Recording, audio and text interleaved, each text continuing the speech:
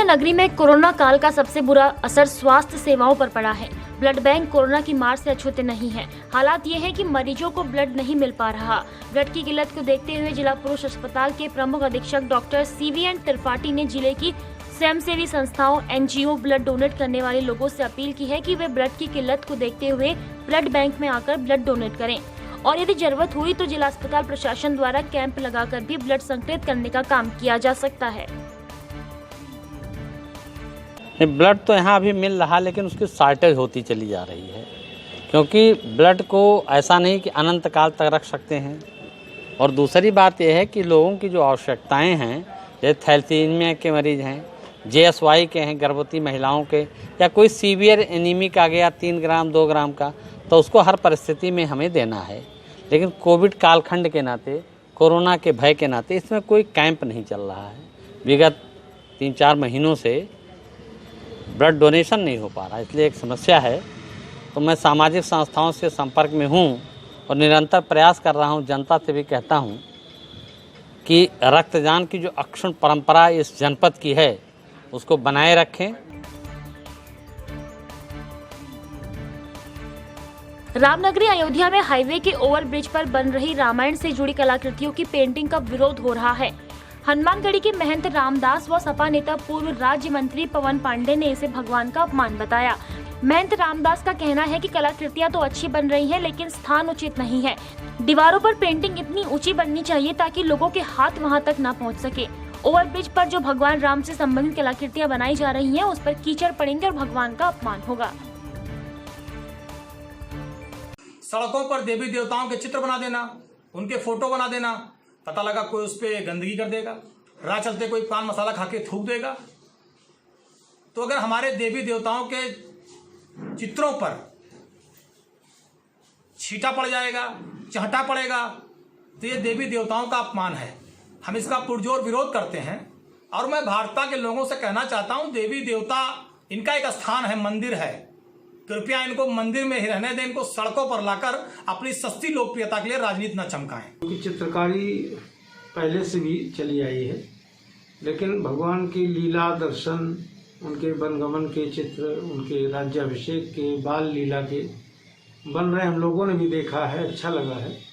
लेकिन यदि ऐसे स्थान पर हो रहा है कि जहाँ पर लोग जो है कीचड़ है या लक्षणका इत्यादि कर रहे हैं, ये गंदगी स्थान पर, वहाँ नहीं होना चाहिए और ऊंचे स्थान पर हो जहाँ तक किसी के हाथ न पहुँचे। बिजनौर में थाना नूरपुर क्षेत्र के गांव रहटा बिलोच में मामूली बात को लेकर 2 पक्षों में खूनी संघर्ष देखने को मिला। एक ही समुदाय के 2 पक्षों में जमकर लाठी डंडे चले। घटना में घायल एक युवक की उपचार के दौरान मौत भी हो गई। तो वहीं पुलिस ने 2 आरोपियों को गिरफ्तार कर लिया है। साथ ही गाँव में शांति व्यवस्था के लिए 3 थानों की फोर्स को भी तैनात किया गया है। कल एक ही समुदाय के 2 परिवारों में, जिसमें एक परिवार राशिद का है, दूसरा सावेज का है, दोनों परिवारों के मध्य घर के पास ही मिट्टी डालने को लेकर विवाद हुआ। विवाद बढ़ गया और दोनों में मारपीट दोनों पक्षों में हो गई लाठी डंडों से, जिसमें राशिद नाम का व्यक्ति घायल था, जिसकी आज प्रातः अस्पताल में मृत्यु हो गई। सुसंगत धाराओं में अभियोग कल ही पंजीकृत कर दिया गया था। बिजनौर के चांदपुर के पुरानी कोतवाली भवन में स्थापित नवसृजित महिला थाने का लोकार्पण किया गया। साथ ही अधीनस्थों को आवश्यक दिशा निर्देश भी दिए गए। इसी दौरान पुलिस उप महानिरीक्षक महोदय द्वारा थाने आने वाली महिलाओं की समस्याओं को सुनने और उनके त्वरित समाधान के निर्देश भी दिए गए। उन्होंने कहा कि पीड़ित को न्याय दिलाना ही शासन की प्राथमिकता है। इसी को दृष्टिगत रखते हुए काम किया जाना चाहिए। महिला थाना गठित हुआ है, इसका गजट हुआ है, शासनादेश के तहत हुआ है। तो इसका उद्घाटन किया गया कि पूर्व में यहाँ पे पुराना चांदपुर थाना हुआ करता था और यहाँ पे एक नया थाना स्थापित किया गया, महिला थाना। और चांदपुर इस जिले, बिजनौर जिले का एक बड़ा कस्बा है, इम्पोर्टेंट कस्बा है। चांदपुर कस्बे की आबादी भी बहुत है, तो निश्चित रूप से इसके खुलने से जो जनता की समस्याएँ हैं, स्पेशली जो महिलाओं की समस्याएँ हैं, उसके निस्तारण के अंदर बहुत बेहतर आए। धन्यवाद। बिजनौर की तहसील चाँदपुर के जलीलपुर में ग्रामीण पत्रकार एसोसिएशन रजिस्टर उत्तर प्रदेश के संस्थापक बाबू बालेश्वर लाल की 34वीं पुण्यतिथि हिंदी पत्रकारिता दिवस के रूप में मनाई गई। कार्यक्रम में आह्वान किया गया कि पत्रकार अपनी स्वच्छ और निर्भीक पत्रकारिता से लोगों को अवगत कराते रहें। कार्यक्रम के प्रारंभ में बाबू बालेश्वर लाल के चित्र पर पुष्प अर्पित किए गए। उत्तर प्रदेश के संस्थापक स्वर्गीय श्री बाबू बालेश्वर लाल जी की 34वीं पुण्यतिथि का कार्यक्रम यहाँ तहसील चाँदपुर के जलीलपुर कन्या इंटर कॉलेज में आयोजित हुआ। इसमें जनपदों के अन्य तहसीलों में भी कार्यक्रम आयोजित हुए और बाबूजी को सच्ची श्रद्धांजलि अर्पित की गई। मथुरा में कोविड वैक्सीनेशन को रफ्तार देने के लिए योगी सरकार ने वार्ड सेंटर फॉर्मूला शुरू किया, जिसमें ऑनलाइन रजिस्ट्रेशन के उपरांत अपने नजदीकी वार्ड सेंटर पर वैक्सीन डोज लगाने की सुविधा दी गई है। इसकी शुरुआत वार्ड 6 से की गई थी। इसी क्रम में वार्ड संख्या 61 में वैक्सीनेशन कैंप लगाया गया। वार्ड 61 में पार्षद राधा कृष्ण पाठक के निर्देशन में कृष्ण कृपा धाम में कैंप लगाया गया। इस कैंप में स्वास्थ्य कर्मियों ने बड़ी संख्या में लोगों का टीकाकरण किया।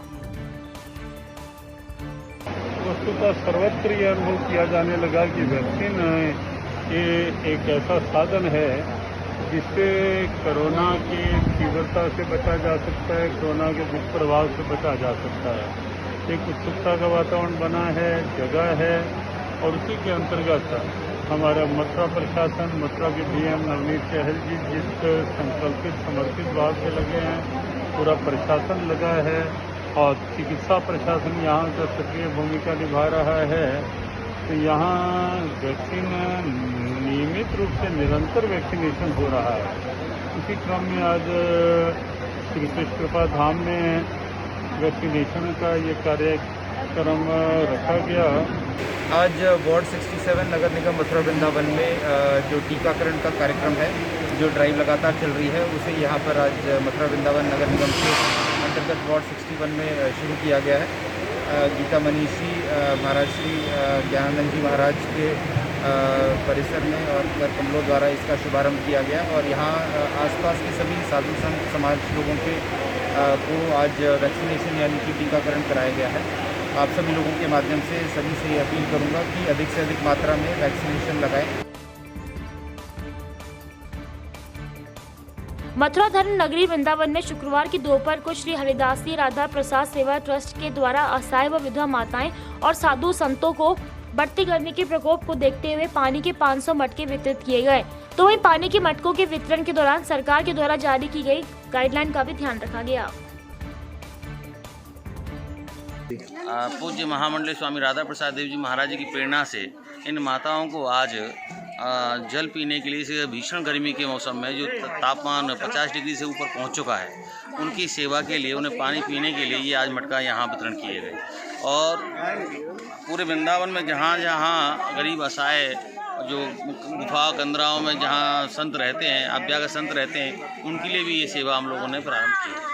तो आज ये स्वामी हरदासी राधा प्रसाद सेवा ट्रस्ट के तत्वाधान में ये सेवा निरंतर जारी रहेगी।